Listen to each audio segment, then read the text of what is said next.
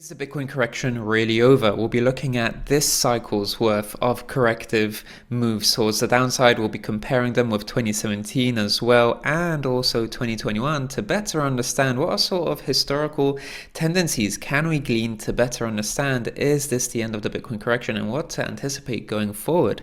Across the cycle, we've seen a fair amount of pullbacks. We've seen 22%, 22%, 22% really, 33%, and now a 30% pullback. And so this pullback isn't extraordinary. It's nothing out of the ordinary, especially if you compare to this pullback, which was 33% deep in and around the post-halving period. Granted, we had shallower pullbacks earlier on in the cycle, and now it looks like we're getting a little bit deeper pullbacks, but is that a cause for concern really? Because if we really look at this cycle and then compare it to 2017, we'll notice that 2017 also had a 34% pullback, 34%, 38% around here, 40%, and then 30%. So the most shallow pullback in 2017 was 30%, which is actually one of the deeper pullbacks in this cycle. But what's interesting is that, first of all, 30% pullbacks are not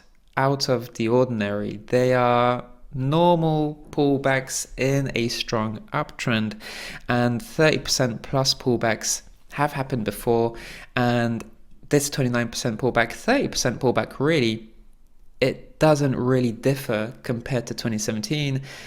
But we shouldn't even look to 2017. We shouldn't even look that far, because 33% only happened a few months ago. So 30% pullbacks are pretty much the norm, and it doesn't even go just by looking at 2017. It's also 2021, which showcases that these moves towards the downside can be quite normal.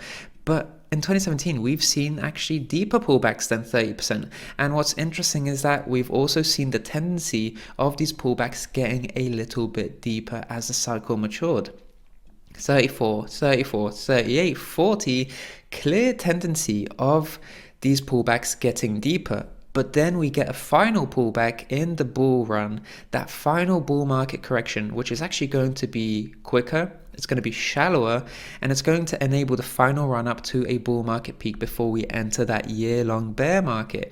And so if we look at these pullbacks here, we have those shallower pullbacks, and now we have those deeper pullbacks that are evidence of this market cycle maturing, and we're probably going to recover from this pullback and then rally into another run up, and we probably get another pullback, which is probably going to be much shallower, in fact, compared to these two deeper pullbacks. That's going to be the case if history repeats, and it's not just 2017 history repeating, but also 2021, because in 2021 we had a 31% pullback.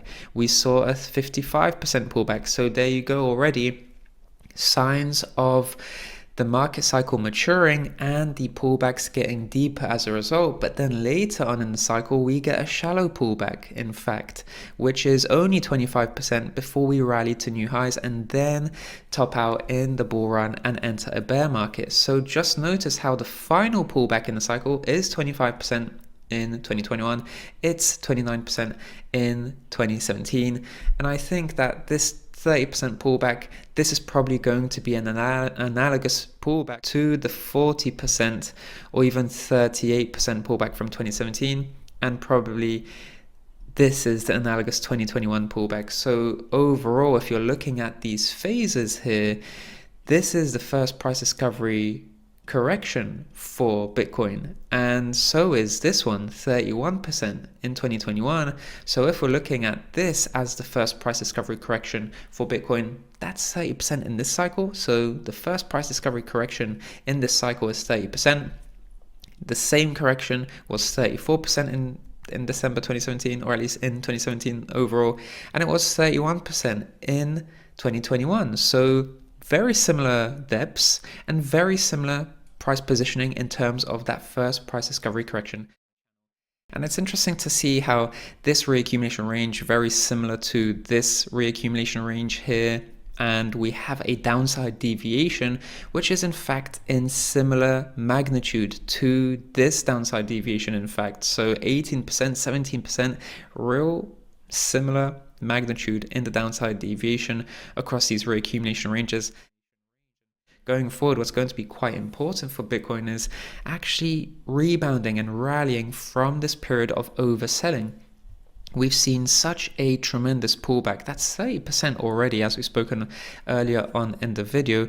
We saw a crash of 30% and we've dropped into a zone of overselling. So below the 30 RSI, that's typically where we see sellers get a little bit too enthusiastic. People are selling too much and the sellers are slowly getting exhausted.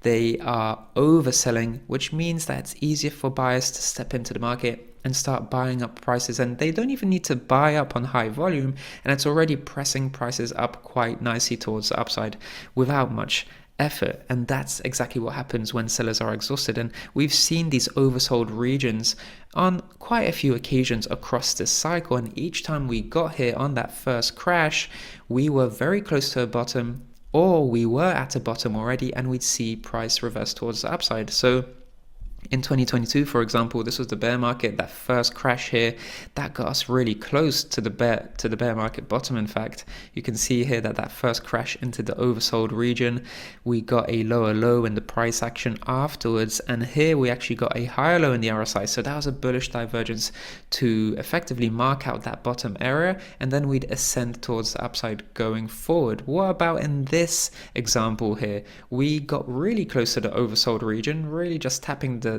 very top of it, and that was the oversold region, and we got a V-shaped reversal into a new uptrend. But what about here? Very similar to what we had with the bear market bottom. We didn't bottom exactly at that price point here. We developed a lower low, but just notice how we dropped into the oversold region deeply and developed a higher low. So once again, we have a bullish divergence develop here in the price action, lower lows in the price action, higher lows in the RSI. So a very similar situation here to what we had in that bear market bottom region, right? Lower lows in the price action and higher lows in the RSI. Oversold price action, oversold RSI, and bullish divergences, which would then proceed upside over time. And then the next time we actually got this sort of RSI revisit into the open, that is very close to a bottom, and sometimes it's 2 to 8% away from the bottom. So here it's 2% as well, 2% many times in the previous examples, and this was an 8% range here. So very interesting to notice that we're once again seeing a historical tendency potentially play out here. Bitcoin is certainly